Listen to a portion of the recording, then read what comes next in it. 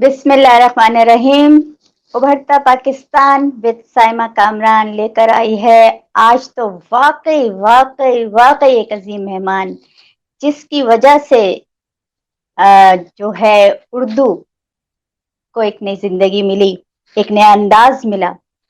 اور وہ شخصیت ایسی ہیں جنہوں نے اپنی پہلی سانس سے لے کر اب تک جو ہے اردو کے علاوہ، کتاب کے علاوہ کسی سے نہ محبت کی، نہ شاید دوستی کی ایسی جو کتاب کے ساتھ ان سے ہوئی.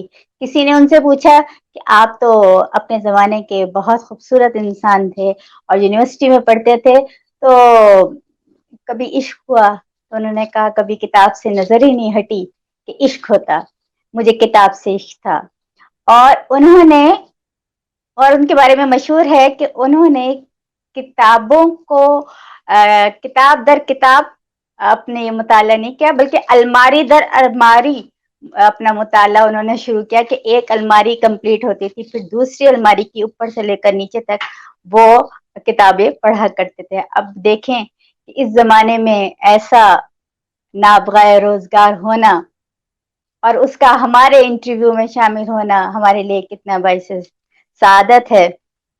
ان کا تعارف، ان کا نام لینے سے پہلے میں ان کا شعر پڑھنا چاہوں گی. گلی کوچوں میں ہنگامہ بپا کرنا پڑے گا، جو دل میں ہے اب اس کا تذکرہ کرنا پڑے گا. نتیجہ کربلا سے مختلف ہو یا وہی ہو، مدینہ چھوڑنے کا فیصلہ کرنا پڑے گا. اور ایک اور ان کا شعر کہ خواب دیکھو اور پھر زخموں کی دلداری کرو، افتخار عارف نئی منزل کی تیاری کرو.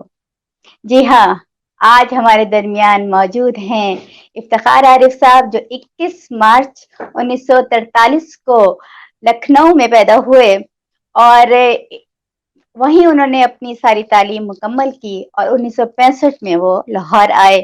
اور ان کے آگے کا سفر جو ہے وہ ہم ان کی زبانی سنیں گے. آتے ہیں افتخار عارف صاحب. السلام علیکم سر، کیسے مزاج ہیں آپ کے؟ آپ خیریت سے ہیں؟ سر آپ کا بہت شکریہ کہ آپ ہمارے پروگرام میں آئے، عزت بخشی ہمیں. میرے پاس الفاظ نہیں ہیں آپ کی تعریف کے، آپ کو جو جو اعزازات ملے ہیں. آپ نے تعارف میں اس قدر فراخ دلی کا مظاہرہ کیا کہ مجھے شرمندگی ہونے لگی. نہیں نہیں سر، آپ وہ ہے نا، آپ جیسی شخصیت تو آج بھی ہمارے لیے ایک مثال ہے، ہمارے نوجوانوں کے لیے ایک مثال ہے کہ اگر کسی نے سیلف میڈ انسان، وہ انسان جو چراغ گل ہونے تک اپنے گھر کا چراغ، مطلب ایک جو آپ کا جلا کرتا تھا، اس کے گل ہونے تک آپ اپنا سبق ریوائز کر لیا کرتے تھے. اور آپ کے حافظے کا وہ ایک واقعہ ہے سر، وہ اگر آپ پہلے سے شیئر کریں کہ آپ اپنے گھرانے میں کیا کوئی آپ کا پہلے بھی علمی گھرانے سے تعلق ہے یا آپ پہلے؟ آپ نے بہت ہی تیاری کر رکھی ہے اور میرے بہت سے انٹرویو دیکھ رکھے ہیں، اس لیے کہ یہ باتیں میں کہتا رہتا ہوں اور دہراتا رہتا ہوں. اچھا سائمہ، بعض باتیں اس لیے دہراتے ہوئے اچھا نہیں لگتا، جی جی مگر بعض اوقات ایسا ہوتا ہے کہ بعض بچوں نے نہیں سنی ہوتی ہیں اور بعض نوجوانوں تک یہ بات پہنچنی چاہیے کہ زندگی میں جو محنت بالکل ہے وہ کبھی پھر آئے نہیں جاتی. پروردگار عالم میں ظاہر ہے کہ ہمارے طبقاتی معاشرے میں بہت سے ایسے بچے ہیں میری طرح جو غربت میں آنکھ کھولتے ہیں اور جنہیں اس طرح کی آسانیاں اور سہولتیں میسر نہیں ہوتی جیسی عام لوگوں کو ہوتی ہیں. اچھا، اب ظاہر ہے کہ اس میں محنت کا کوئی بدل نہیں ہوتا. آپ نے جیسے ایک آدھ بات کی طرف اشارہ کیا کہ بہت سی ایسی مشکلیں ہوتی ہیں جو آپ کے لیے اسی میں پروردگار عالم نے آپ کے لیے ایک نعمت رکھی ہوتی ہے. دیکھیے، میری پوری زندگی کی جو بنیاد رکھی گئی وہ ایک جیسے ٹی وی پہ ہم کام کرتے تھے اور وہاں ہم ایک پروگرام کرتے تھے عبید اللہ بیگ صاحب اور قریش پور صاحب کے ساتھ کسوٹی، اور اس میں ذہنی آزمائش کا پروگرام ہوتا ہے. تو بظاہر ظاہر ہے کہ وہ ٹی وی کا ایک آدھے گھنٹے کا پروگرام تھا جیسے اور دوسرے پروگرام ہوتے ہیں، مگر اس میں مشرقی پاکستان اور مغربی پاکستان دونوں میں اس میں شہرت یہ ہوئی کہ یہ لوگ پڑھتے ہیں. ظاہر ہے کہ اب اس میں کئی چیزیں آتی تھیں، جیسے جس کا آپ نے ذکر کیا حافظے کا. اب وہ حافظہ جو جس کا مظاہرہ کسی حد تک اصل میں تو قریش پور اور عبیداللہ بیگ اس کے بنیادی لوگ تھے، مگر میں بھی اس میں شامل تھا. میری حیثیت اس میں ایک سمجھیے تیسرے آدمی کسی تھی. لیکن جو آج کوئی کہتا ہے کہ حافظہ، تو حافظہ ہونا بلا شبہ یہ ایک بڑی بات ہے. اس کی تربیت ہوتی ہے کچھ اللہ کی طرف سے توفیق کے بعد. تو مگر کچھ حالات ایسے تھے جس کا آپ نے ذکر کیا کہ جیسے اب ہمارے ہاں روشنی کا قصہ تھا، بجلی ہمارے یہاں کی لالٹین بجھ جاتی تو جو رات رہ جاتی اس میں ہم وہ چیزیں یاد کرتے جو پہلے ہم پڑھ چکے تھے. یا ہمارے پاس یونیورسٹی جانے کے لیے سواری نہیں ہوتی، کالج جانے کے لیے تو ہم پہلے سفر کر کے جاتے، تو جو کچھ ہم نے رات کو پڑھا ہوتا تھا اس کو دہراتے رہتے. چنانچہ سائمہ ابھی بھی کبھی کبھی ہم دوستوں کے ساتھ بیٹھتے ہیں اور گفتگو ہوتی ہے تو بیت بازی میں جو شعر ہم نے فرض کیجیے اسکول کے زمانے میں اور کالجز کے زمانے میں سب نوجوان جاتے، بچے جاتے، طالب علم جاتے تو ہم بھی جایا کرتے تھے. تو ہمیں پورے اشعار اس زمانے میں یاد کیے ہوئے تھے کہ بھائی یہ پڑھیں گے تو پھر یہ اگر مات ہو گئی تو پھر یہ پڑھیں گے. تو پھر ظاہر ہے کہ اس نے کیا کیا کہ اس نے تربیت کی. اس نے ایک تو تربیت یہ کی کہ شعر اتنے یاد کیے کہ تھوڑی بہت آہنگ کی صورت کے اچھا شعر برا شعر جو بھی ساتھ جو سمجھ میں آتا تھا اس کی. پھر آپ لفظوں کا جو ذخیرہ ہوتا ہے گفتگو میں اور شعر میں نثر میں وہ آپ کے پڑھنے سے ہوتا ہے. تو درسی کتابوں کے ساتھ ساتھ اب ظاہر ہے دیکھیے جب آج کل تو بچے جو ہیں ہمارے وہ جا کر پاکستان میں ہم عام سنتے ہیں گھروں میں کہ اب کی ہم ہالیڈیز میں لندن جا رہے ہیں، کوئی نیو یارک جا رہا ہے، کوئی پیرس جا رہا ہے. ہمیں تو یہ سہولت میسر نہیں تھی. لکھنؤ میں جو بڑے گھرانوں کے بچے تھے اور بچیاں تھیں ہم یہ سنتے تھے کہ وہ نینی تال گئے ہوئے ہیں، وہ مسوری گئے ہوئے ہیں، وہ شملہ گئے ہوئے ہیں، وہ دارجلنگ گئے ہوئے. ہم گرمیوں کی چھٹیوں میں اپنے شہر میں رہتے اور صبح کو جا کے روشن الدولہ لائبریری میں بیٹھ جاتے. وہاں پر پنکھے ونکھوں کا انتظام تھا، ایئر کنڈیشنر زمانے میں اتنے عام نہیں ہوئے تھے. تو وہ وہاں جا کے بیٹھ جاتے تھے اور یعنی سمجھیے کہ جو ہمارے شوق کی کتابیں تھیں. ہماری شوق کیا تھا؟ کوئی فرض کیجیے اسلامی تاریخ کی کتاب، کوئی مسلمانوں کی تاریخ کی کتاب کوئی پڑھ لی، کوئی ادب کی کوئی کتاب پڑھ لی، کوئی شاعری کی کتاب پڑھ لی.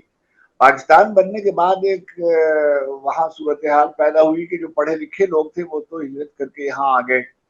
تو ان کے کتاب خانے جو تھے وہ جس کو کہتے ہیں ردی میں بکے. تو میرے جو مرحوم خانہ تھے جو ایک مزدور پیشہ آدمی تھے ان کو شوق تھا کہ میں بہت پڑھوں اور مجھے یہ شوق تھا کہ میں بہت پڑھوں. چنانچہ وہ سائمہ میرے جہاں پر میرا گھر تھا اس سے بہت تھوڑی دور پر ایک لکھنؤ کا بہت مشہور میڈیکل کالج تھا، یونیورسٹی اب ہے وہ. اسی طریقے سے ایک اسی گھر کے دوسرے نکڑ پر ایک ہیوت انجینئرنگ کالج تھا. مگر کبھی بھی یہ نہیں چاہا کہ میں کوئی ڈاکٹر بنوں یا میں کوئی انجینئر بنوں. ہمیشہ سے میری یہ خواہش تھی کہ میں استاد بنوں اور جی ہمیشہ سے یہ چاہتا تھا کہ جب میں بڑا ہوں گا تو میں یعنی استاد بنوں گا اور کالج میں پڑھاؤں گا. یعنی مجھے یہ بھی نہیں میرے جو رول ماڈل تھے وہ میرے جو اساتذہ تھے جو مثلا آپ ماشاءاللہ اسکالر ہیں، آپ اردو سے وابستہ ہیں اور آپ کے گھر میں آپ کے دلہا میاں بھی اردو کے اسکالر ہیں، وہ جانتے ہیں. اب جیسے پروفیسر احتشام حسین ہمارے اساتذہ تھے، پروفیسر نور الحسن ہاشمی، پروفیسر شبیر الحسن صاحب، پروفیسر رادھا کمل مکھرجی، پروفیسر آرسی مجومدار. یہ وہ لوگ ہیں جو دنیا میں جن کی شہرت ہے. اچھا اب مجھے یہ سعادت حاصل ہوئی کہ میں ان کو دیکھوں اور ان کو دیکھوں جن کی کتابیں ہمارے نصابوں میں شامل تھی ان سے ہم نے پڑھا اور ہم نے گویا جیسے آپ سے ہم باتیں کرتے ہیں ایسے ہم نے قدموں میں ہم بیٹھے. تو اس سے کیا ہوتا تھا کہ آپ کو یہ خیال آتا تھا کہ کتنی وسعت ہے مطالعے میں اور کتنی گنجائش ہے. ہمارے یہاں ایسے بڑے لوگ تھے, شہر میں بڑے لوگ تھے کہ بھائی مسعود حسن رضوی صاحب ہیں, جعفر علی خان اثر ہے, آنند نارائن ملا ہیں, مجاز ہیں, یہ سب ترقی پسند مصنفین والا جو قصہ ہے یہ سب ہمارے شہر میں ہوا تھا. تو پڑھنے کا رجحان ہوا اور یہ ہوا کہ جو رول ماڈل تھے وہ یہی بزرگ تھے. تو اب جب ہم پاکستان آئے تو ظاہر ہے کہ ہم چاہتے تھے کہ ہم کہیں پڑھائیں, اور چنانچہ ہم رقے لے کر آئے تھے. تو پہلے جب آپ نے بتایا نا لاہور ہم آئے پہلے, وہاں پر ہمارے والد کے بھی بزرگوں میں اور ہمارے شہر کے بڑے لوگ, ڈاکٹر وحید مرزا اس زمانے میں جو دائرۃ المعارف اسلامیہ ہے نا اس میں وہ صدر نشین تھے, پروفیسر وقار عظیم صاحب وہاں تھے, پروفیسر عبادت بریلوی دونوں بزرگ لکھنؤ کے تھے, اور سمجھیے ہمارے ان میں سے عبادت صاحب تو ہمارے محلے کے بھی تھے. چنانچہ ہم وقار عظیم صاحب پاس ان لوگوں کا, مگر وہاں ہمارے عزیز اقارب نہیں تھے. چنانچہ ہم کراچی آ گئے. اس زمانے میں فیض صاحب جو تھے عبداللہ ہارون کالج کے پرنسپل تھے, تو ہم ان کے پاس اپنا رخہ لے گئے استاد کا اپنے کہ یہ لڑکا آ رہا ہے, یہ ہمارے ساتھ میرا شاگرد ہے, اور یہ کچھ ایسے جیسے ہوتا ہے بچوں کے لیے لکھ دیتے ہیں کہ میرے ہونہار شاگردوں میں ہے, اس کو ملازمت کے سلسلے میں کوئی مدد اس کی ہو جائے. اچھا اب ظاہر ہے کہ ہم تھوڑے سے پیسے تھے ہمارے پاس, وہ ختم ہونے لگے, اور اب ہم کیا کریں. تو ہمارے ایک سینئر دوست تھے یاور میری ان کا نام تھا, ابھی بھی اللہ ان کو سلامت رکھے, وہ حیات ہیں جی ہاں, وہ ریڈیو پاکستان میں اس زمانے میں وہ پروڈیوسر تھے, بعد میں وہ بہت بڑے افسر ہوئے اور کنٹرولر اور اوپر کی منزل میں جا کر ریڈیو پاکستان سے ریٹائر ہوئے. وہ ہم کو لے گئے ریڈیو پاکستان, اور انہوں نے ہمارا جی ہاں اور ہمارا آڈیشن کرایا اور ہم خبریں پڑھنے لگے. اچھا خبریں پڑھنے میں 10 روپے ہمیں ملتے تھے روز کے, ایک خبریں ایک بلیٹن کے 10 روپے, اور اگر ہم اس کا ترجمہ کر دیتے تھے تو اس کے 10 روپے مزید مل جاتے تھے. وہاں سلیم گیلانی صاحب مرحوم جو بعد میں ڈائریکٹر جنرل ہوئے ریڈیو پاکستان کے, وہ ہمارے ایسے آدمی تھے کہ جنہوں نے ہمیں سمجھیے بہت شفقت فرمائی اور ہماری تنخواہ میں بھی اضافہ کیا. اور جب ملک میں ٹیلی ویژن آیا تو وہ ہم کو لے کر, یعنی ہم کو سے مراد میں اور عبید اللہ بیگ اور قریش پور مرحوم کو لے کر اسلم اظہر صاحب اس زمانے میں کراچی ٹیلی ویژن کے جنرل مینیجر کی حیثیت سے فائز تھے, وہاں لے گئے. انہوں نے کہا کہ 3 لڑکے ہیں اور یہ ہمارے یہاں فارغ اوقات میں ذہنی آزمائش کرتے رہتے ہیں, تو اگر آتے ہیں. انہوں نے فوراً ہمارا امتحان وغیرہ لیا اور اسی ہفتے انہوں نے کراچی ٹی وی سے کسوٹی شروع کیا. اچھا اب کیا ہوا کہ تھوڑے دنوں کے بعد ایک اشتہار آیا کہ وہاں پر ملازمتیں ہیں ٹی وی میں پورے پاکستان کے لیے. بہت سے لوگوں نے, میں نام نہیں لینا چاہتا ہوں, بہت سے لوگوں نے اس سے اپلائی کیا. میں نے بھی درخواست نہیں سر وہ نام ہمیں پتہ ہے. اچھا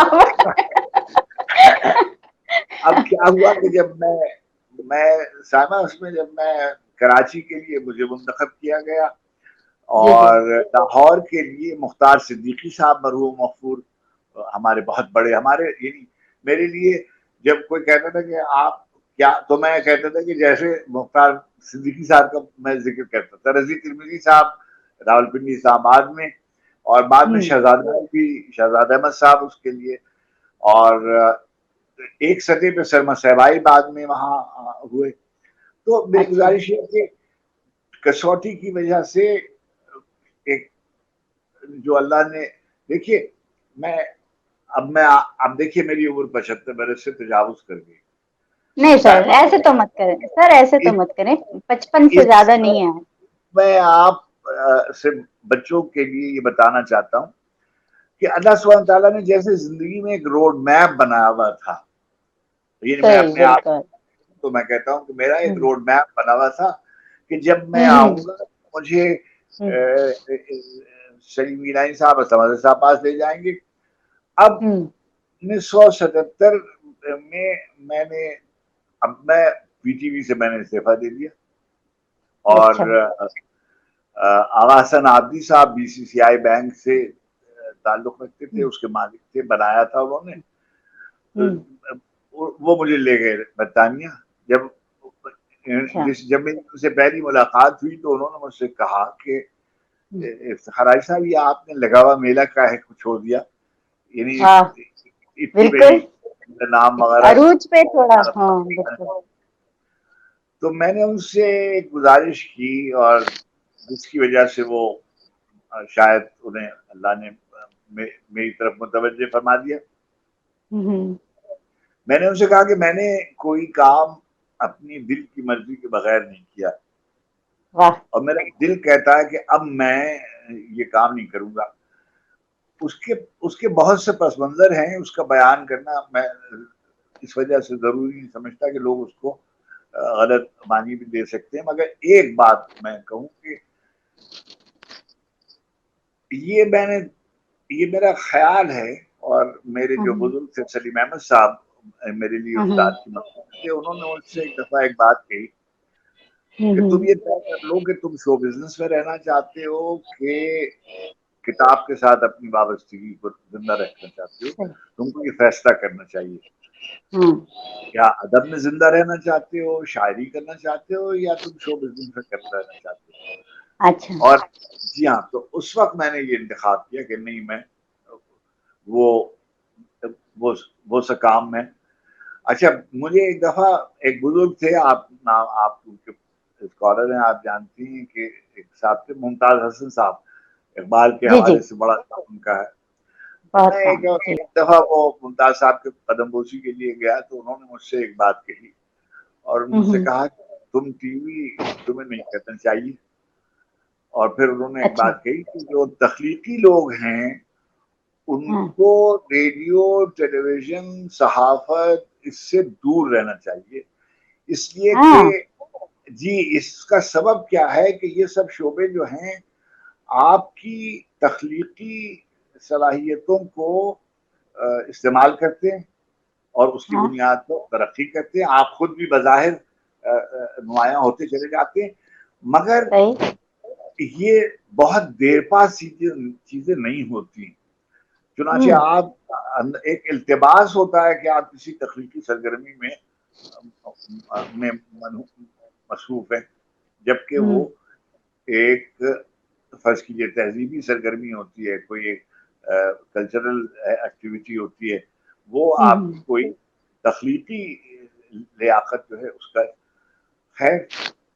مگر میں نے دیکھا کہ نقطہ انہوں نے نکالا. جی ہاں. اب کیا ہوا کہ اب دیکھیے میں ٹی وی گیا, ٹی وی سے میں آغا حسن عابدی صاحب وہاں لے گئے. اب بینک بند ہو گیا تو بے نظیر بھٹو صاحب کی حکومت تھی یہاں پاکستان میں, اور خواجہ شاہد حسین صاحب میرے ایک افسر تھے اکیڈمی, اس میں جب میں ٹی وی میں کام کرتا تھا وہ لندن آئے ہوئے تھے. انہوں نے مجھ سے کہا کہ تمہارا کیا ارادہ ہے, کہانی لمبی ہے. انہوں نے مجھے کہا کہ آپ, وہ یہاں پر غلام مصطفیٰ شاہ صاحب وزیر تعلیم تھے, میں یہاں آ گیا اور مجھے مظہر صدیقی صاحب ہمارے سیکرٹری ایجوکیشن تھے. آپ کیجیے گا, لوگ کہتے ہیں نا بہت سے کہ ہمیں تعصبات کا سامنا کرنا پڑا, مجھے تو کوئی تعصب کا سامنا نہیں کرنا پڑا. میں کراچی کا رہنے والا ہوں اور مجھے یعنی سندھ کے جو سیکرٹری تھے, سندھی تھے وہ, یعنی جنہیں آپ کہیے سندھی, تو رف صدیقی, انہوں نے مجھے منتخب کیا. اور میں نواز شریف صاحب زمانے میں جب میں یہاں آیا تو بیوی ڈاپل ہو چکی تھی, لیکن جی ہاں, لیکن مجھے کسی نے کچھ نہیں کہا, میں ہو گیا, میں ڈائریکٹر جنرل ہو گیا اکیڈمی کا. پھر میں وہاں ایکٹنگ چیئرمین تھا کہ مجھے وہاں سے بیوی آئیں دوبارہ اور مجھ کو مقدرہ خان زبان کا چیئرمین مقرر کر دیا. پھر میں وہاں سے اکادمی ادبیات پاکستان کا چیئرمین ہو گیا. اب آپ دیکھیے 70 برس کی عمر میں جب میں ریٹائر ہو گیا, اس وقت ایک دن فون آیا کہ میں نے کبھی کسی ملازمت کے لیے آپ یقین کیجیے گا کہ یعنی پہلی ملازمت کے علاوہ، یعنی وہ جو پی ٹی وی کی تھی، پاکستان ٹی وی کی جو تھی، کسی ملازمت کے کبھی کوئی میں نے درخواست نہیں دی.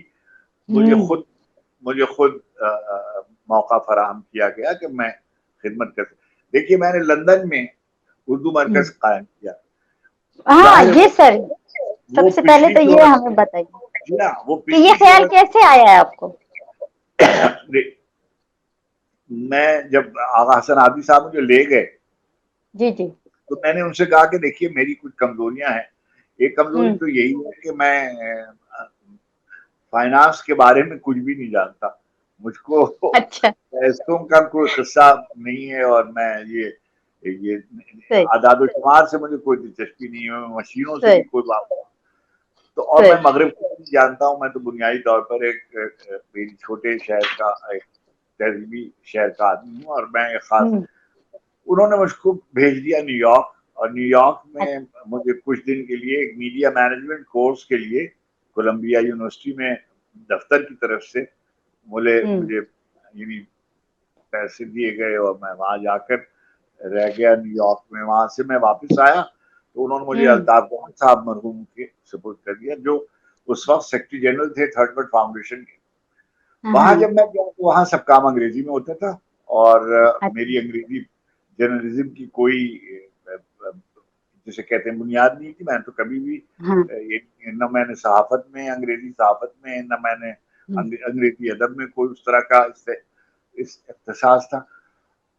وہاں پر ایک رسالہ نکلتا تھا ساؤتھ، ایک رسالہ نکلتا تھا تھرڈ ورلڈ کوارٹرلی، ایک رسالہ نکلتا تھا ایشین ٹائمز، ایک رسالہ نکلتا تھا کرکٹ انٹرنیشنل جس کے سربراہ عمران خان صاحب تھے وغیرہ. تو وہاں الطاف گوہر صاحب، مشتاق احمد یوسفی صاحب، ابن حسن بنی صاحب، سارے نقوی صاحب اور آغا حسن عابدی صاحب نے ایک ٹرسٹ قائم کیا اردو مرکز کا، اور مجھ کو اس کی ذمہ داری سونپی. ایک چھوٹے سے کمرے سے ہم نے شروع کیا، پھر ہم نے ایک لائبریری بنائی، ایک بڑا سینٹر قائم کیا، اور پاکستان ہندوستان میں اردو کا شاید ملک سے باہر سب سے بڑا مرکز تھا. اچھا اب اس میں اس کا افتتاح فیض صاحب نے کیا، بیروت سے تشریف لائے، پھر انمری شمل اور جمیل جالبی اور احمد نجیم قاسمی اور سمجھی نیازی، اور یہاں سے کوئی آپ کسی کا نام لیں، ڈاکٹر وزیر آقا، ضیاء جالندھری، احمد فراز، شہرت بخاری، فارغ بخاری، کوئی آپ نام کشور ناہی یہاں سے، اور جمیل الدین عالی، اور وہاں سے گوپی چند نارنگ، شمس الرحمان فاروقی، خلی قنجم، مہندر سنگھ بیدی، جگن ناتھ آزاد، سردار جعفری، سبط حسن. مطلب یہ کہ تمام جو اکابرین تھے اردو کے، انمری شبل، ریلف رسل، چنگیز اعتماد توف، رسول حمزہ توف، ریما کزکاوا، یعنی سوویت یونین سے، اس زمانے میں سوویت یونین، امریکہ سے جتنے اسکالرز اردو تھے وہ ہمارے مہمان ہوتے اور لیکچرز ہوتے ان کی میٹنگ. کیا بات ہے سر. اچھا اب وہ جب بی سی سی آئی بند ہوا تو وہ تھرڈ ورلڈ فاؤنڈیشن بند ہو گیا، تھرڈ ورلڈ فاؤنڈیشن بند ہوا اور اردو مرکز بند ہو گیا. اب ہم جو تھے وہ سمجھیے ایک طرح سے فارغ ہو گئے. خواجہ شاہد حسین اللہ ان کو عمر دے، وہ آج کل یہی ہیں اسلام آباد میں، اور سفر کرتے رہتے ہیں، لندن میں بھی جاتے ہیں، مگر زیادہ قیام اب ان کا یہاں ہوتا ہے. وہ اور ان کی بیگم صاحب یاسمین شاہد، نہایت انہوں نے بہت بڑا کام وہاں لندن میں، انہوں نے بہت کتابوں کا بہت بڑا کام کیا. اور فیض صاحب کی جو کتاب ہے سارے سخن ہمارے، یہ انہوں نے وہاں سے شائع کی. اسی طریقے سے تلاوتنی میں فراز کی کتاب بے آواز گلی کوچوں میں انہوں نے شائع کی. میری کتاب ٹویلتھ مین جو ہے پہلے برینڈا واکر نے اس کا ترجمہ انگریزی میں کیا تھا، وہ انہوں نے چھاپی. وہ جب بی بی نے ان کو یہاں بلا لیا اور وہ سیکٹری کلچر ہو گئے، بعد میں وہ یونیسکو میں ہمارے سربراہ رہے. ان کے بعد وہ پوزیشن ہی ختم کر دی گئی. تو شاہد بھائی جو تھے وہ ہمیں یہاں لے آئے. خواجہ شاہد حسین ایک بہت بڑے خاندان کے آدمی ہیں, آپ لوگ سب کو جانتی ہیں. خواجہ شاہد صاحب کے والد تھے خواجہ منظور احمد, وہ پنجاب یونیورسٹی سے ان کا تعلق تھا, اور انگریزی کے بہت بڑے استاد اور اردو کے بہت بڑے ناقد, بہت ان کی کتابیں بہت مشہور. خیر شاہد صاحب خود انگریزی کے بہت اچھے شاعر اور نہایت عادت جی انگریزی کے, جو انہوں نے چھوڑ دیا, وغیرہ ان کا نام شاہد سہروردی اور داؤد کمال اور رفت توفیق رفت وغیرہ کے ساتھ لیا جاتا تھا جب شروع ہوا دھماکے وغیرہ. جی ہاں, تو شاہد بھائی جو تھے وہ مجھ سے بہت شفقت فرماتے تھے کہ وہ میرے میں جب ٹی وی میں تھا تو میں تو اسکرپٹ ایڈیٹر تھا, وہ میرے ڈائریکٹر تھے, اور یہاں اسلام آباد میں بیٹھتے تھے, میں کراچی میں بیٹھتا تھا, مگر ان کو وہ سمجھتے تھے کہ میں تھوڑا بہت کوئی جو بھی مجھے تھوڑا بہت آتا تھا لیاقت کے, استعداد کے, صلاحیت کے قائل تھے, اور انہوں نے مجھے کہا کہ تم چلو پاکستان, اور یہاں رہنے کی کوئی ضرورت نہیں, اور میں یہاں آ گیا. اب میں اس کے بعد آپ کے سامنے ہے کہ میں اکیڈمی میں اور پھر یہاں پھر وہاں. صحیح ہے. اچھا سر, آپ کو جو تھا کہا جاتا ہے کہ آپ نے جب مطلب شاعری کی جب آپ نے آغاز کیا تو اس میں ہجرت کا بڑا آپ نے ذکر کیا, اور اس کے حوالے سے کیا وہ ہجرت وہ انڈیا والی ہجرت تھی یا یہ لندن سے مطلب لاہور سے, سوری کراچی سے لندن کی ہجرت؟ ہاں سائمہ, یہ آپ نے اچھا یہ سوال کیا, اس کی وضاحت ہونی چاہیے, یعنی وضاحت شخصی نہیں. دیکھیے ایک چیز یہ ہے ترک سکونت, اور ایک چیز ہوتی ہے ہجرت. جب آپ ترک سکونت کرتے ہیں کسی بہتر زندگی کے لیے, اور صرف اور جب کسی مقصد کے لیے کہتے ہیں تو میں برطانیہ گیا, اور میں امریکہ گیا, اور میں دبئی ابوظہبی گیا, تو یہ سب کام تو معاش کے لیے تھا, زندگی کی آسودہ حالی کے لیے تھا.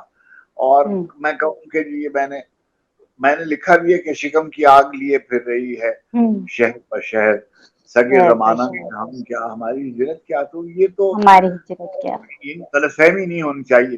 جو لوگ ترک سکونت کر کے بہتر زندگی گزارنے کے لیے گئے ہیں وہ جو بتانا ہے, لیکن مثلا جو لوگ جلا وطن ہوئے ہیں, وہ لوگ ملک میں جبر کے موسموں میں یہاں سے نکلنے پہ مجبور ہو گئے, اور جا کر ہمارے دوستوں میں جیسے فرض کیجیے پروفیسر امین مغل تھے, یا فرض کیجیے خود فیض صاحب نے کوئی نکالا نہیں گیا تھا, مگر ایسے حالات پیدا کر دیے گئے تھے کہ وہ یہاں سے.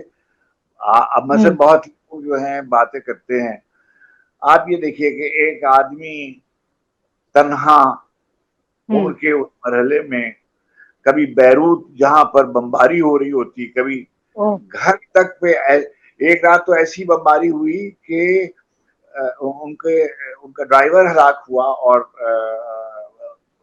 ان کے دفتر کے لوگوں میں سے اچھا کبھی بیروت میں ہیں, کبھی ماسکو میں ہیں, کبھی لندن میں ہیں, 70 برس کی عمر, اور وہ آدمی یعنی پھرتا پھر رہا ہے, اور کوئی گویا اچھا اب ظاہر ہے کہ آپ وہ ترک سکونت تھوڑی تھی. بیروت میں قیام, پھر ماسکو میں قیام, پھر لندن میں قیام, اور جسے کہتے ہیں کہ بچے ان کے یہاں, یعنی سلیمہ اور منیزہ, وہ اس زمانے حیات یعنی بیگم فیض بھی حیات تھی وہ اور میں.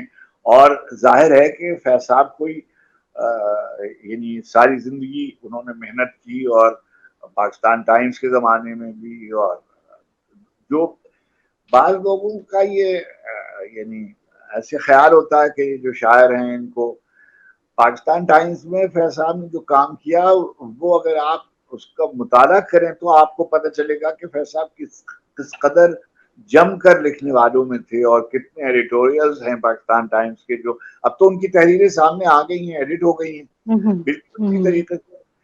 ثقافت کے سلسلے میں فیض صاحب نے جو تحریریں چھوڑی ہیں، جو مضمون لکھے ہیں، لوٹس میں جو کام کیا، دیکھیے لوٹس جس وقت وہ تھے اس وقت دنیا کے بہترین انٹرنیشنل میگزینز میں اس کا شمار ہوتا تھا. اب آپ لوٹس میں نہیں جانتا کہ وہ چھپتا بھی ہے کہ نہیں چھپتا، ممکن ہے چھپتا ہو.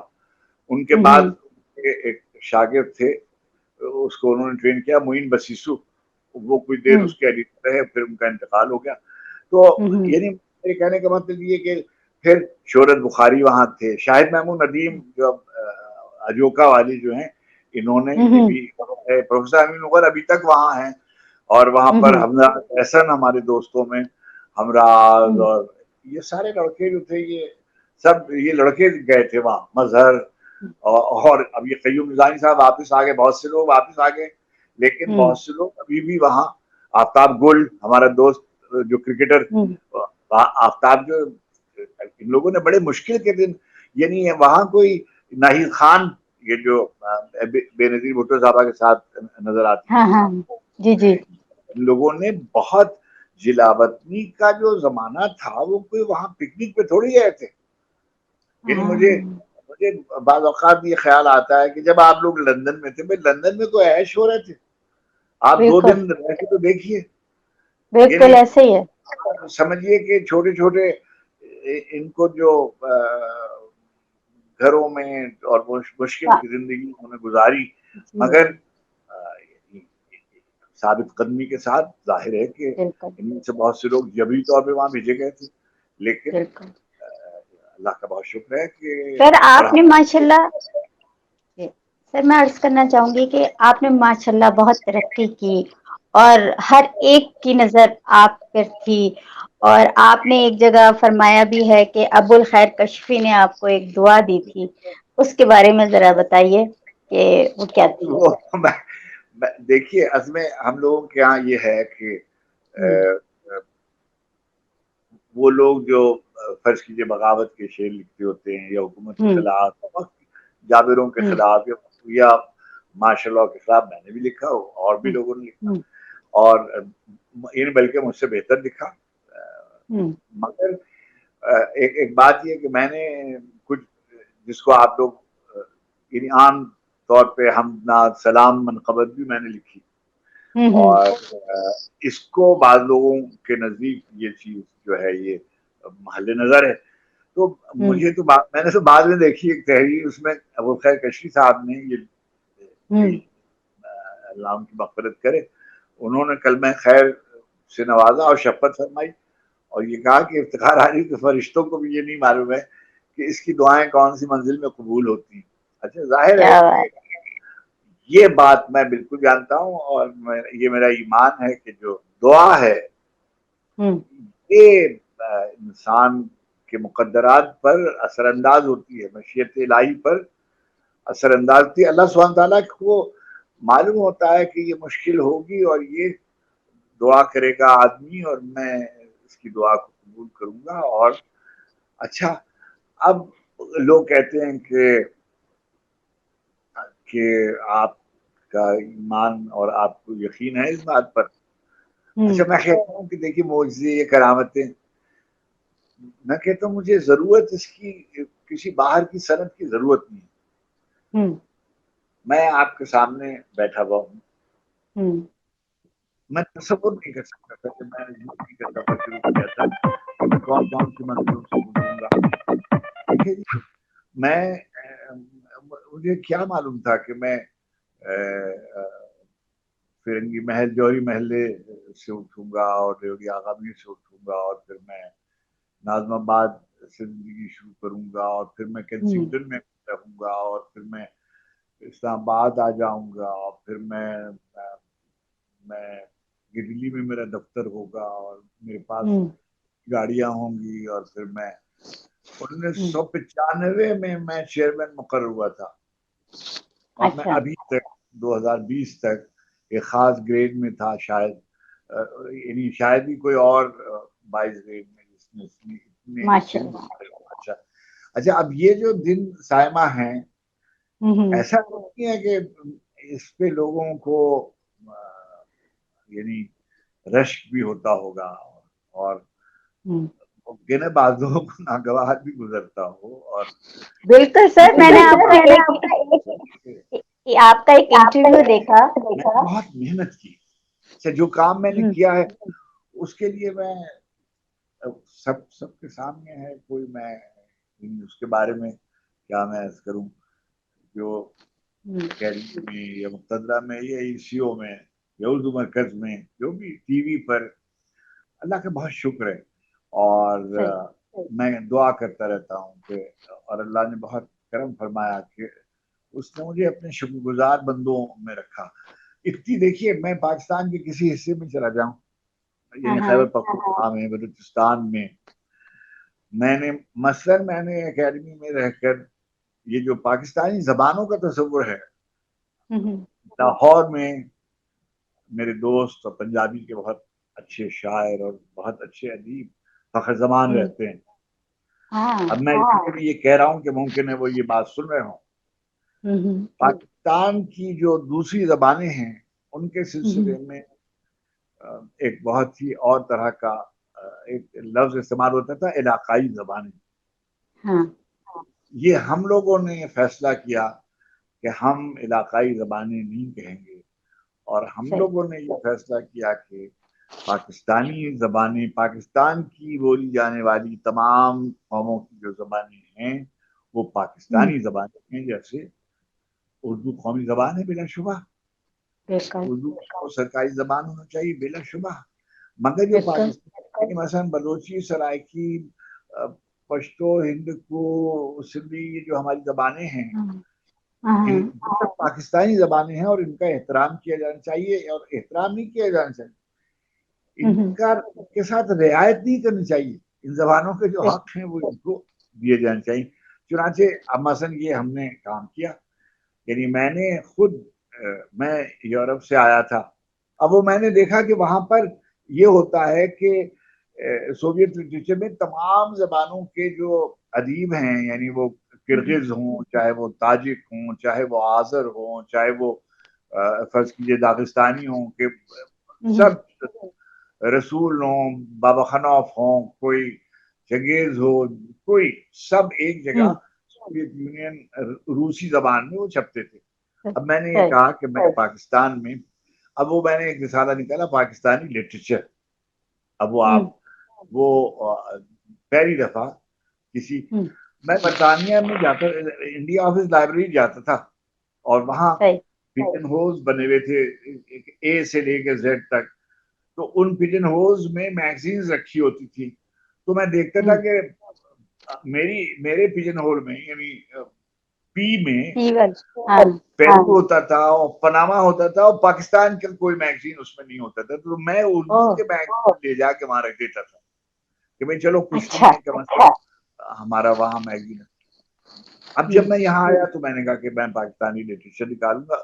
میرے پاس کوئی انگریزی کا ایڈیٹر نہیں تھا، چنانچہ میں پھر باہر سے ایڈیٹر ہائر جسے کہتے ہیں کمیشن کیے، اور ہمارے ہاں مظفر اقبال اور عالمگیر ہاشمی اور یاسمین حمید اور آصف فرخی اور ان لوگوں نے پھر وہ رسالے ایڈٹ کیے، اور اس میں تمام پاکستانی زبانوں کے تراجم اس میں شائع ہوتے تھے اور ساری دنیا میں بھیجے جاتے تھے. اب یہی ایک چھوٹا سا کام ہے، یہ بڑا کام ہے. میں نے میں یورپ میں نے دیکھا تھا گریٹ بک سیریز وہاں چھپتی تھی. تو میں نے کہا کہ بھائی یہ تو بڑا کام ہے، یہ میں کرتا ہوں. اور میں نے عظیم کتابوں کا ایک سلسلہ شروع کیا، اور مقتدرہ قومی زبان سے آپ دیکھیے اس میں کم سے کم 50 بڑی کتابیں جو ہیں وہ اردو میں ترجمہ ہوئی، عظیم کتابوں کی سیریز. اسی طریقے سے میں نے پاکستانی زبانوں کی تاریخ اور ان کے ادب کی تاریخ لکھوائی.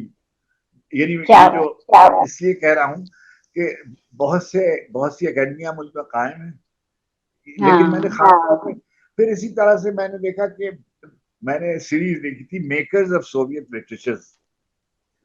تو معماران ادب پاکستان کے طور پر میں نے وہاں سے میرے زمانے تک میں کوئی 50 سے زیادہ کتابیں، اب تو کوئی 100 سے زیادہ ہو گئی ہیں.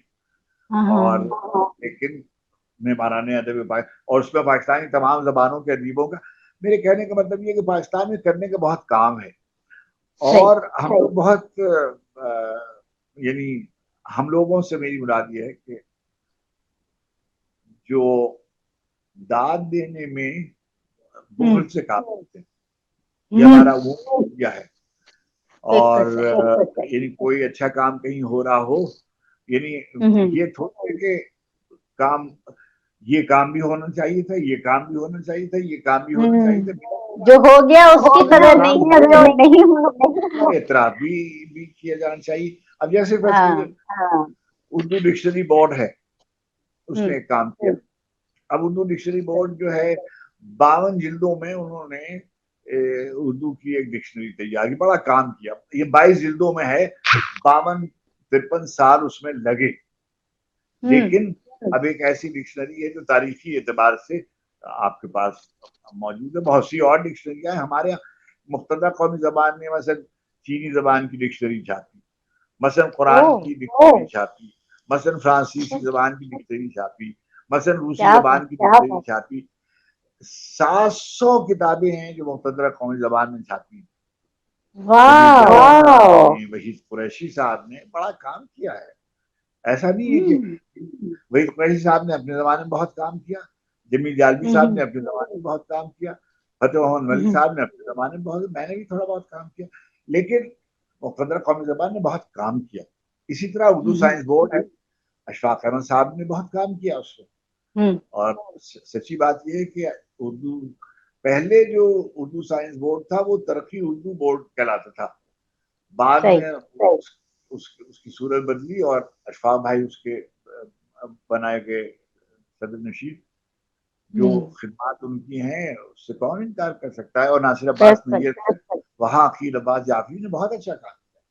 عقیل نے اور ناصر نے دونوں جوانوں نے سائنس بورڈ میں اور اردو ڈکشنری بورڈ میں. ابھی دیکھیے عقیل نے اردو ڈکشنری جو تھی وہ اس پہ ڈال دی موبائل پر. آپ تلفظ جو ہے وہ آواز کا وائس سے آپ سن سکتے ہیں.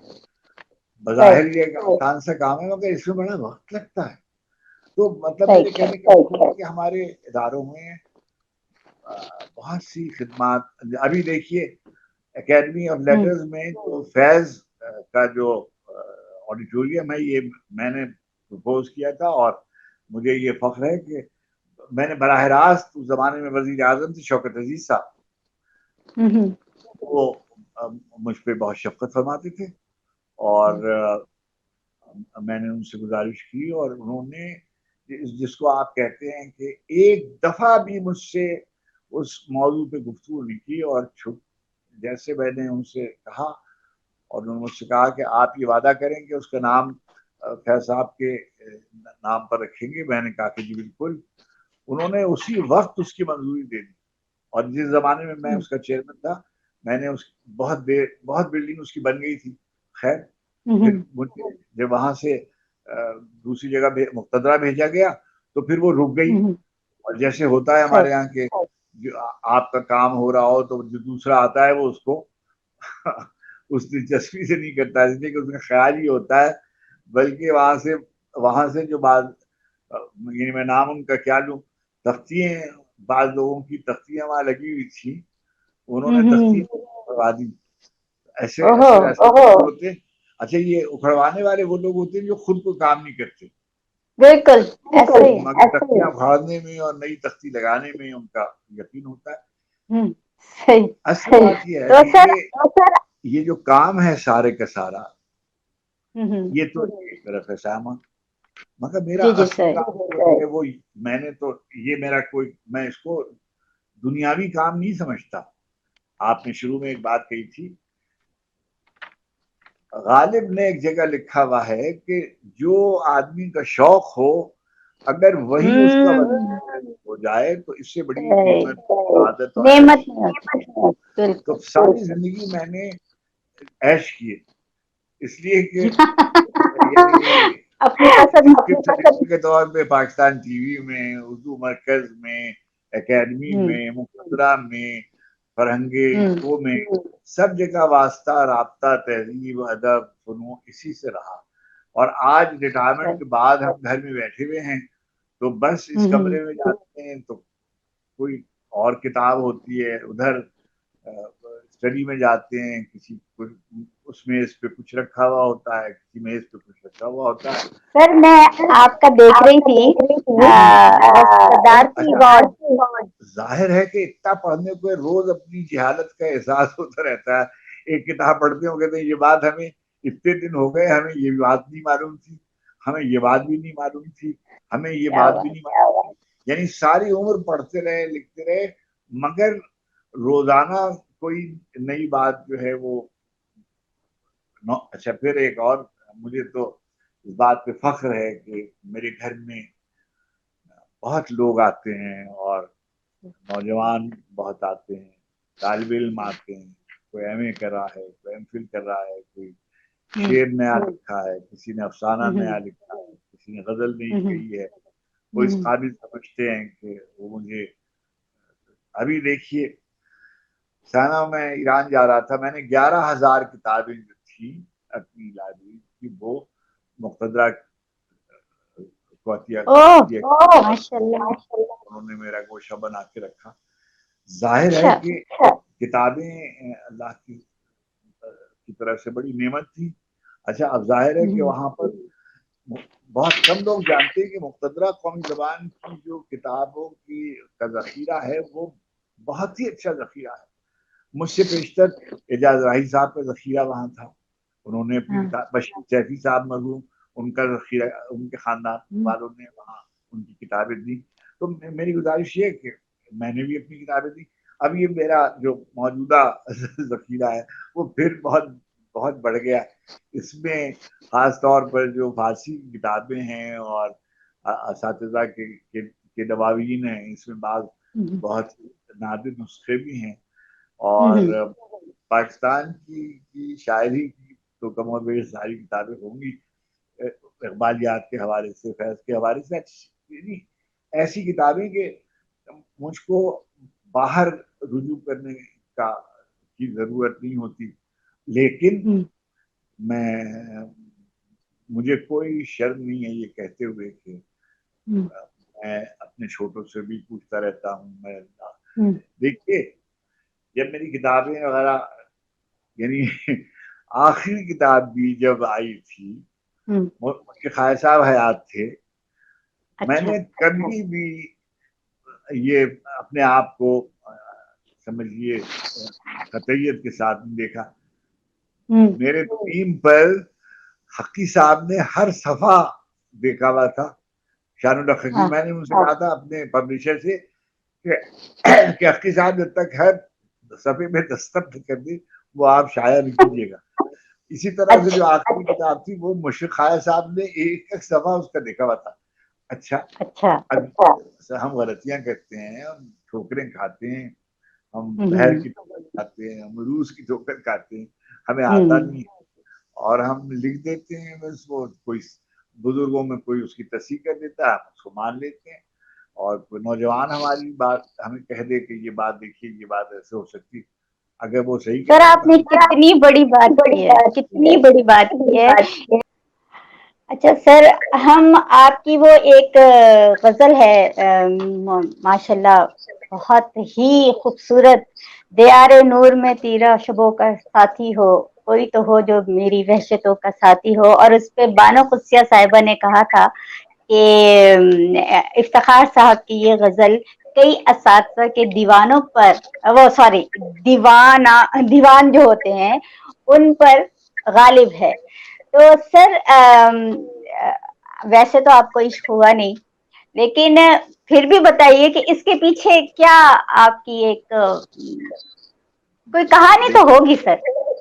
سائمہ آپ تو خود شاعر ہیں, آپ جانتی ہیں کہ اس میں تو میں نے سیدھی سیدھی بات لکھی ہے کہ پیار نور میں تیرا شبوں کا ساتھی ہو, کوئی تو ہو جو میری وحشتوں کا ساتھی ہو. اگر ساتھی ہوتا تو میں نے ہاں کر دی ہوتی نا, نہیں تھا جبھی تو یہ لکھا ہے کہ میں اس سے جھوٹ بھی بولوں تو مجھ سے سچ بولے, میرے مزاج کے سب موسموں کا ساتھی ہو. ساتھی ہو کیا کہ میں اس کے ہاتھ نہ ہوں وہ میرا ہو کے رہے, میں گر کیا پڑوں تو بات ہے، میری پستیوں کا ساتھی ہو. تو بستیوں اب ارشاد فرمائیے سر. یہ گزارش کر رہا تھا کہ اب یہ جو بانو آپا کی نقل آپ نے کی، اچھا بالکل اس سے مختلف ایک، میں نام ان خاتون کا نہیں لیتا، کراچی کی، وہ ابھی حیات ہیں، اچھا ایک جرنلسٹ تھی. انہوں نے جب یہ غزل ہوئی تو مجھے ٹیلی فون کر کے کہا کہ یہ جو ہے یہ تمہارا ضرورت رشتہ کا اشتہار ہے. تو تو میں ویسے نے سر ان بیوی ہے سے تو کہا، صحیح. میں نے کہا بیوی دیکھیے اصل میں ایسا ہے کہ سب لوگ یہ چاہتے ہیں کہ کوئی ایسا ہو کہ بھئی جو بالکل. میں گر پڑوں تو میری پستیوں کا ساتھی ہو، میں اس سے کیا جھوٹ بھی بات ہے. بولوں تو مجھ سے سچ بولے وغیرہ. اچھا کوئی کہتا نہیں ہے. ہاں اچھا ہاں میں نے بالکل کہہ دی یہ بات کہ بھئی مجھے تو کہہ اسی دیا. طرح کا آدمی چاہیے. تو ان کا اس طرح کا تو آدمی ملے گا، یہ تو بہت خود غرض آدمی ہے. تو میں نے کہا پھر میں اسی طرح کا آدمی ملے گا تو میں زندگی گزار لوں گا، مگر میں اس سے کم پر سمجھوتا نہیں کروں گا. کیا بات ہے. اچھا سر، آپ کو ستارے امتیاز ملا، حلال امتیاز ملا، پرائڈ آف پرفارمنس ملا، میں دیکھ رہی تھی آپ کے اس پہ. تو سر اس پہ وہ لکھا ہوا تھا کہ آپ کو آپ کی خدمات پر میں یہ جو ہے اعزاز جو ہے وہ عطا کرتا ہوں. سر مجھے بڑا کھٹکا یہ لفظ عطا کیوں کہا گیا، کیوں کہا جاتا ہے عطا؟ تو سر آپ کو تو پیش کیا جانا چاہیے. کیا خیال ہے آپ کا؟ ہماری یہ جو اردو ہے جو خاص طور پہ اعزازات پہ دی جاتی ہے، لکھی جاتی ہے، اور ہماری اردو کا استعمال جو ہے وہ شاید آفیسرس کو سمجھ نہیں آتا. اس کا کیا حل نکالا جائے سر؟ یا اردو کو سمجھایا جائے جیسے عوام کہتی ہے، لیکن آپ نے بتایا کہ عوام کہتے ہیں لیکن کوئی سنتا ہی نہیں. دیکھیے بہت سے ایسے لفظ ہیں کہ جو نہیں لکھے جانے چاہیے. اب جی میں جی اس کی تفصیل میں نہیں جانا چاہتا ہوں، یہ ایک دستوری مسئلہ ہے، وہاں لکھا ہوا ہوگا. یہ ہاں ہمارے ہاں کیا ہے کہ جو ابھی تک ہاں جب ہم کسی کو ٹرمینیٹ کرتے ہیں، کسی کو نوکری ہاں سے، ہاں بڑا ہاں آدمی جب خارج ہوتا ہے ہاں تو ہاں. لکھا جاتا ہے we are please to terminate your services. تو یہ جو پلیزڈ ہے، اچھا کیا ہے کہ جو انگریز تھا وہ تھا حکمران. ہاں تو ہاں جو ہاں رول ایک ریلیشن شپ ہوتی ہے، اس کو ہم کہتے ہیں کہ حکمران اور رعایا. ہاں ہاں یہ جو اس کا، چنانچہ آپ دیکھیے میرے بچپن تک ہم کو جو انگریزی میں درخواستیں چھٹی کی لکھنی ہوتی تھی تو آئی بیگ ٹو ریکویسٹ ہاں وغیرہ لکھتے تھے، اور لکھا جاتا تھا یورز موسٹ اوبیڈینٹلی وغیرہ، ہے جی نا، جی جی جی اوبیڈینٹلی بالکل. وغیرہ لکھا ہے. تو یہ سب جو ہے یہ اسی مزاج کا ہے کہ جو ہاں ہاں سندیں ہیں، جو خلطیں ہیں، یہ گویا ایک طرح سے جانشینی تو حکمرانوں کی ہے نا، تو وہ اس زبان کو ایز ترجمہ اٹ از کرتے ٹرانسلیٹ کر دی گئی، ہیں. دماغ استعمال نہیں کیا گیا. اچھا سر، نئے شاعر جو آپ آ رہے ہیں، آپ کیا ان میں سمجھتے ہیں کہ وہ معقولیت کے پیچھے ہیں یا مقبولیت کے پیچھے ہیں؟ دیکھیے ایسے ہے کہ ہر زمانے میں کچھ شاعر، ہوں یعنی کوئی جب شعر کہہ رہے ہوتے ہیں تو لاکھوں شعر کہہ رہے ہوتے ہیں. مثلاً ہوں میر صاحب کے زمانے میں اگر آپ تذکرے پڑھیں اور تذکروں کو ہوں دیکھیں تو آپ بے ہوں شمار نام ہیں جو میر صاحب کے زمانے میں ہیں.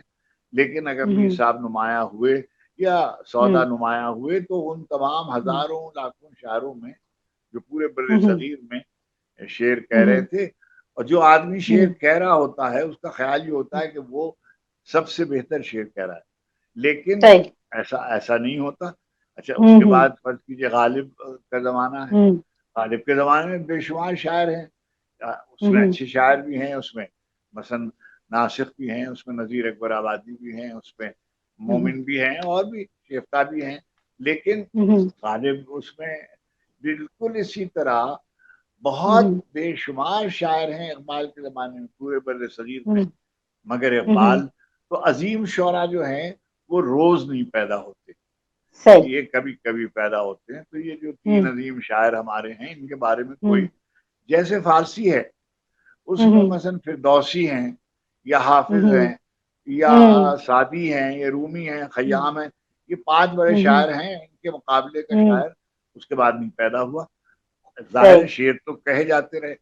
اب ہمارا جو زمانہ ہے، ہمارے زمانے میں بڑے شاعر پیدا ہوئے، فیض تھے، راشد تھے، میرا جی تھے، مجید امجد تھے.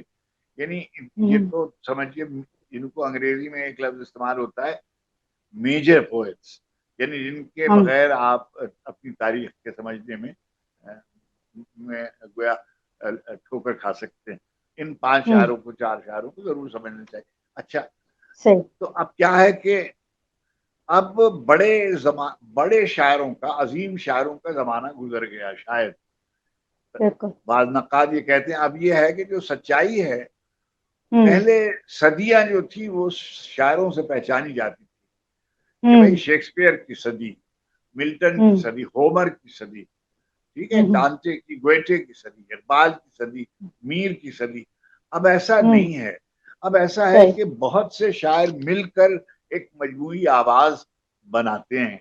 اب کوئی زمانہ میں آپ سے نام گناؤں تو میں گنواتا چلا جاؤں، لیکن اس میں غلطی کا امکان ہے، میں بھول سکتا ہوں، کوئی نام رہ جائے. لیکن اب پچھلے 70-75 برس پاکستان کے جو آپ ہیں، اگر آپ اس میں شعراء کو لکھیں، میں سمجھتا ہوں جیسے فیض سے اور راشد اور میرا جی اور مجید امجد اور بزرگوں میں حفیظ صاحب اور جوش صاحب اور اختر شیرانی اور بعد میں ظفر علی خان اور ان کے بعد جو شعراء حفیظ ہوشیار پوری اور یعنی بڑے شاعروں میں قاسم صاحب، طہیر کشمیری، عارف عبد المتین اور بے شمار ایسے نام ہیں کہ یعنی منیر اور اختر حسین جعفری، ناصر کاظمی، احمد فراز اور عزیز حامد مدنی اور سلیم احمد، میشر بدایونی اور ماہر القادری اور یعنی مثلا ظفر اقبال تک آپ آئیے اور اب موجودہ زمانے میں آ جائیے. آپ دیکھیے غزل ہے جیسے، اب غزل میں ہمارے کیسے اچھے اچھے شاعر ہیں. ہمارا عباس تابش ہے، قمر رضا شہزاد ہیں، اجمل سراج ہے، کاشف غائر ہے. اس سے دیکھیے جان، ہمارے سینئر میں جان مشہور کیسے اچھے شاعر ہیں. اور خود یہاں ہمارے یہاں جو نظم کے جیلانی کامران والی جو نسل ہے، افتخار جالب اور انیس ناگی اور یعنی آپ جاوید شاہین، زاہد دار، نثری نظم میں کتنے شاعر ہیں. اور سب سے بڑی بات جو سائمہ آپ کو بار بار کہنی چاہیے مختلف پروگراموں میں، وہ یہ ہے کہ دنیا کی بڑی زبانوں کا تھوڑا بہت ادب جو میں نے پڑھا ہے، تو میں اس نتیجے پہ پہنچا ہوں کہ جیسی شاعری خواتین نے گزشتہ 25-50 برس میں، 100 برس میں ہمارے یہاں ہوئی ہے، ایسی شاعری کہیں نہیں کی گئی. آپ دیکھیے کہ کوئی یعنی ادا جعفری سے اگر آپ شروع کریں تو ادا جعفری اور زہرا نگاہ اور فہمیدہ ریاض اور کشور ناہی اور شبنم اور نسیم انجم بھٹی اور پروین اور ادھر آپ نسیم نظموں میں چلے جائیے تو ادھر نسیم انجم بھٹی، یاسمین، حمید، عذرا عباس، تنویر انجم، عشرت آفرین، حمیرہ رحمان، شاہدہ حسن، فاطمہ حسن اور آگے آ جائیے تو یعنی ایک ایسی کھیپ ہے کہ خواتین لکھنے والوں کی ایسی بڑی اچھی شاعرات آپ کو ملیں گی کہ اس سے پہلے کبھی اردو ادب کی تاریخ میں نہیں ملی. اسی طریقے سے جو نثری نظم لکھی گئی، اب مثلا چاہے وہ آپ جاوید شاہین، کامران اور سمجھیے مبارک احمد اور یہ جو لوگ ہیں، یعنی ایشور بھی اس میں شامل، لیکن ذیشان ساحل، عذرا عباس، افضال سید، تنویر انجم، اس قدر اچھی نثری نظمیں لکھی گئی ہیں کہ اور یہ ہماری نوجوان بچیاں جو ہیں جیسے سدرا وغیرہ ہیں، بہت اچھی نظمیں انہوں نے لکھی. نظم میں آ جائیے، دیکھیے اب موجودہ زمانے میں آپ کے سامنے جو لوگ ہیں، جیسے سینئر میں جیسے امجد ہے، جیسے سعادت سعید صاحب لکھتے ہیں, امجد اسلام امجد ہیں. یہاں ہمارے یہاں ادھر ابرار نے نظم بہت اچھی لکھی, ابرار احمد ہیں. یہاں وحید احمد ہیں, فروخ یار ہے, اختر عثمان ہے, اپنا یہ جو ہمارے لڑکوں میں سعید ہے, اور انوار فطرت ہیں, پروین طاہر ہیں, اور عرفی ہیں. تو اس قدر اچھی نظم لکھی گئی ہے. سر یہ بتائیے کہ سوشل میڈیا کو برا سمجھا جاتا ہے جو, لیکن آپ نے یہ غور کیا کہ سوشل میڈیا کی وجہ سے ہماری شاعری چاہے ٹوٹی پھوٹی ہو لیکن بچوں میں, نئی نسل میں وہ زندہ ہے ابھی تک, اور وہ اس شوق میں جو ہے وہ شاعری بھی ہو رہی ہے, وہ پیغامات کی صورت میں ہو رہی ہے, گریٹنگز کی صورت میں ہوتی ہے, گریونگ کی صورت میں ہوتی ہے, مطلب ہر طرح سے شاعری کو مطلب سوشل میڈیا پروموٹ کر رہا ہے یا نہیں؟ آپ مجھے اس سوال کا جواب دیجیے. دیکھیے میں ایک بالکل کوئی بلا خوف تردید ایک بات, سوشل میڈیا جو ہے وہ لٹریری ایکٹیویٹی نہیں ہے. جیسے مشاعرہ جو ہے وہ ایک تہذیبی ادارہ ہے, لیکن ادبی قد و قامت کا اندازہ مشاعرے کی مقبولیت سے نہیں لگایا جاتا. بالکل بالکل, جیسے مجید امجد صاحب سر وہ بہت بڑے شاعر تھے لیکن وہ مشاعرے نہیں پڑھتے تھے. مشاعرے نہیں پڑھتے تھے, یا مشاعرے میں یعنی وہ بڑے شہروں سے دور رہتے تھے اور خلوت نشین آدمی تھے. عزیز حابب بندی صاحب تھے, مشاعروں سے دور رہتے تھے. راشد ساری زندگی ملک سے باہر ہی رہے, یعنی ساری زندگی سے مراد ایک بڑی زندگی انہوں نے ایران میں گزاری, اور یعنی مرکز سے دور رہے. لیکن راشد صاحب کے قد و قام, ساقی فاروق کی ساری زندگی برطانیہ میں اچھی شاعری کی گزاری. تو مطلب میرے کہنے کا مقصد ہے کہ ادب کے میں مرتبے اور مقام کا تعین اس کی کتاب سے ہوگا, اس کی مقبولیت سے نہیں ہوگا. لیکن اس کا یہ مطلب نہیں ہے کہ جو شاعر مقبول ہیں وہ اچھے نہیں ہیں. مثلا ہمارے زمانے میں منی نیازی بہت مقبول تھی, فیض صاحب بہت مقبول تھے. اب جیسے ہمارے زمانے میں, اب آپ کچھ کہیے کہ جیسے عباس تابش ہے, وہ مقبول بھی ہے, اور فہمیدہ تھی مقبول بھی تھی, زہرا آپا مقبول بھی ہیں, فراز مقبول بھی تھے. تو فیض صاحب تو سب سے بڑی مثال تو فیض صاحب ہیں. یعنی جسے کہتے ہیں کہ مشاعرے میں بھی سب سے زیادہ مقبول, اور کتاب میں بھی سب سے زیادہ. دیکھیے جب ہم یعنی بحیثیت شخصیت کے, پوری شخصیت کے, اگر آپ ایک آدمی کو علامت قرار دینا چاہیں ادبی زندگی کا, تو وہ ایک واحد شخصیت ہے. وہ ہم کہہ سکتے ہیں کہ بھائی وہ مدیر بھی رہے, وہ انگریزی میں بھی انہوں نے لکھا, انہوں نے ٹریڈ یونینزم بھی کیا, انہوں نے تہذیب پر بھی بے شمار تحریریں ان کی یادگار ہیں, تنقیدی بصیرت بھی ان کی سامنے ہے.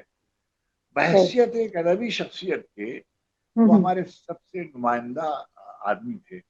اور چنانچہ اگر آپ ان کو دیکھیں تو میں نے ان کو دیکھا ہے کہ کسی بھی مشاعرے میں چلے جاتے تو بس وہ مشاعرہ کامیابی کی دلیل ہوتا.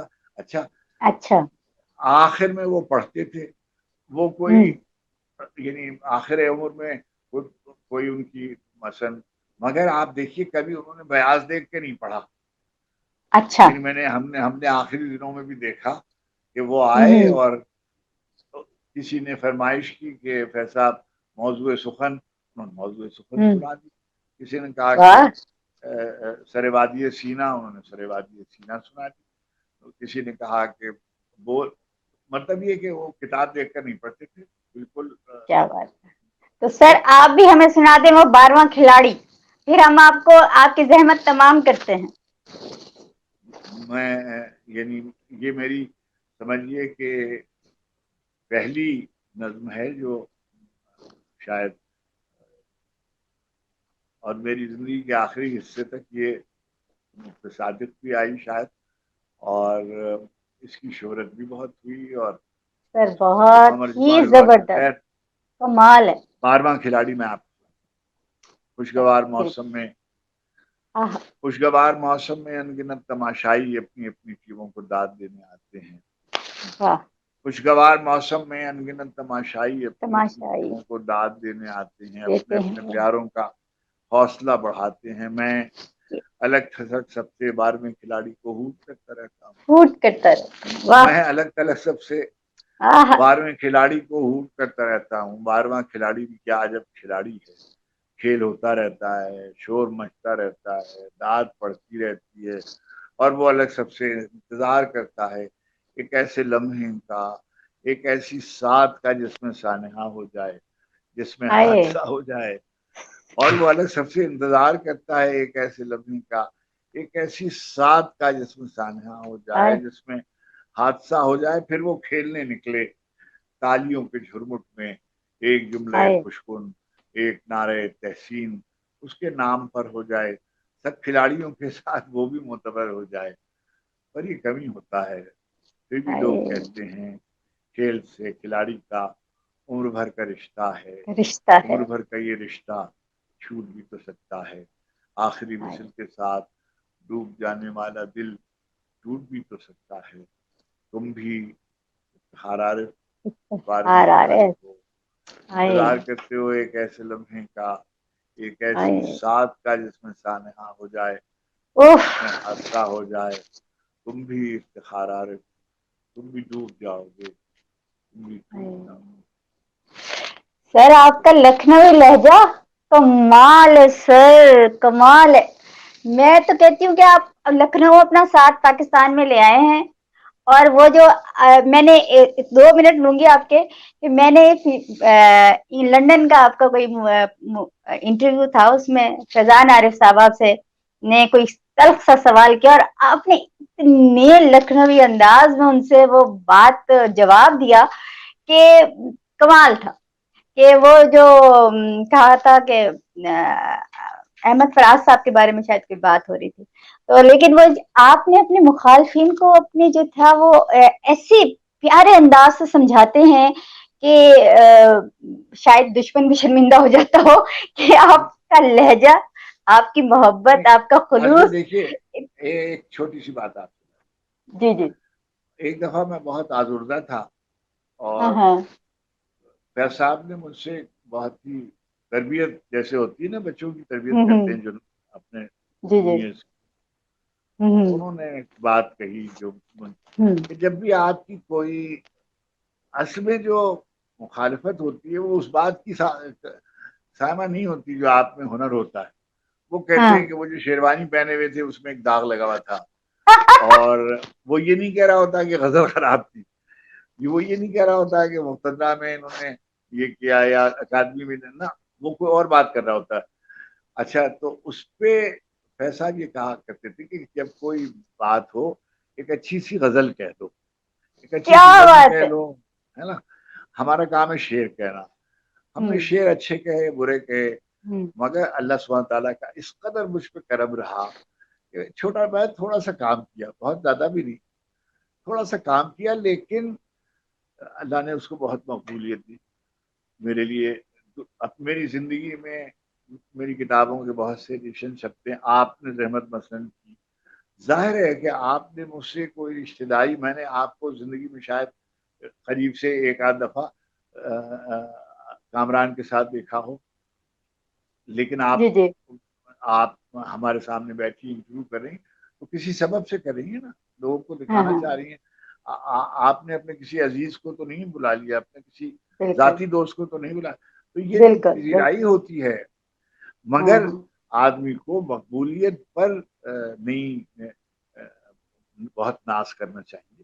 اصل کام جو ہے وہ خدمت ہوتی ہے جو آپ نے سر انجام دی، اس پہ ہم شرمندہ نہیں ہیں. ہم نے ٹی وی میں بہت اچھا کام کیا، ہم نے اردو مرکز میں بہت اچھا کام کیا، ہم نے مقتدرہ میں، اکیڈمی میں، ای سی او میں، ہم نے ابھی آپ صاحبہ ایران جائیے، ایران کسی ادیب، کسی شاعر سے اگر آپ ذکر کریں اور میرے بارے میں بات کریں تو وہ آپ کو بتا دیں گے کہ میں نے کیسا وہاں کام کیا. اچھا، اب ظاہر ہے کہ یہ جو ہم تو اجنبی تھے وہاں بالکل، لیکن اب کوئی ایرانی ادیب شاعر ایسا نہیں ہے جو ہم سے ناواقف ہو اور ہمارے کام سے، ہماری تخلیقی یعنی ہمارے ترجمے جو وہاں فارسی میں ہوئے تہران یونیورسٹی سے وہ, یا مثلا فرض کیجیے ہمارے جامع ازہر میں ہماری دونوں کتابوں کا, کتاب دل و دنیا کا بھی اور 12واں کھلاڑی کا بھی عربی میں ترجمہ ہوا. سو انگریزی میں جو میری کتابوں شاعری کے ترجمے ہوئے آکسفورڈ یونیورسٹی نے چھاپے ہوئے, 5-6 ایڈیشن اس کے چھپے ہوئے ہیں. تو یہ سب جو ہے وہ جو ہے sir written in the season of وہ آکسفورڈ یونیورسٹی پریس میں ہے جی. جی ہاں, اور اس کے کئی 5 ایڈیشنز تو 2 برس پہلے تک چھپے تھے. اچھا, ظاہر ہے کہ کوئی پڑھتے ہی ہے نا اسے, صحیح لوگ بالکل پڑھتے ہی ہے نا. ہمارے ہاں بھی اور باہر بھی, ہندوستان میں شہریار جو بہت مشہور شاعر ہندوستان بالکل ہمارے دوست مہتاب نقوی, ان دونوں نے میری ہندی میں وہاں پر ہندوستان میں کتاب 2 دفعہ, ایک دفعہ گوپی چند سنگھ نارنگ صاحب کی نگرانی میں امر والوں نے چھاپی کتاب چھوٹی سی انتخاب, بعد میں انہوں نے شہریار بھائی نے ایک انتخاب چھاپا ہندی میں. تو یعنی مجھ کو تو لوگوں کو بہت خیال ہوتا ہے کہ ان کو نظر انداز کیا گیا اور ان کو وہ حق نہیں ملا. ہمیں تو میں نے کہیں لکھا ہوا ہے کہ یہ ہنر کی داد میرے ہنر سے زیادہ ہے, میری ذاکرہ میرے سفر سے زیادہ ہے. مجھے تو میرے جیسا ہوں ویسا کیوں ہوں سمجھا سکتا تھا میں, جیسا ہوں ویسا کیوں ہوں سمجھا سکتا تھا میں, تم نے پوچھا تو ہوتا بتلا سکتا تھا میں. کہیں سے کچھ مصرے, ایک آدھ نظم, کچھ شعر, اس پوری پر کتنا شور مچا سکتا تھا. چھوٹی موٹی ایک لہر ہی تھی, چھوٹی موٹی ایک لہر ہی تھی میرے اندر, ایک لہر سے کیا طوفان اٹھا سکتا تھا میں. اور کیا کہ آسودہ رہنے کی خواہش مار گئی, ورنہ آگے اور بہت آگے تک جا سکتا تھا میں. جیسا ہوں ویسا کیوں ہوں سمجھا سکتا تھا میں, تم نے پوچھا تو ہوتا بتلا سکتا تھا. کیا بات ہے سر. سر کوئی نیا کلام اگر لکھا ہو تو تھوڑا سا سنا دیجیے, اس کے بعد اینڈ کرتے ہیں. یہ میں نے حضرت شمس تبریز علیہ الرحمہ کے مزار پر حاضری دی, ان کے اچھا اس کی تعمیر نو میں جی شریک تھا. تو میان عرصے موت و حیات رقص میں ہے, میان عرصے موت و حیات رقص میں ہے, اکیلا میں نہیں کل کائنات رقص میان عرصے موت و حیات رقص میں ہے, اکیلا میں نہیں کل کائنات رقص میں ہے.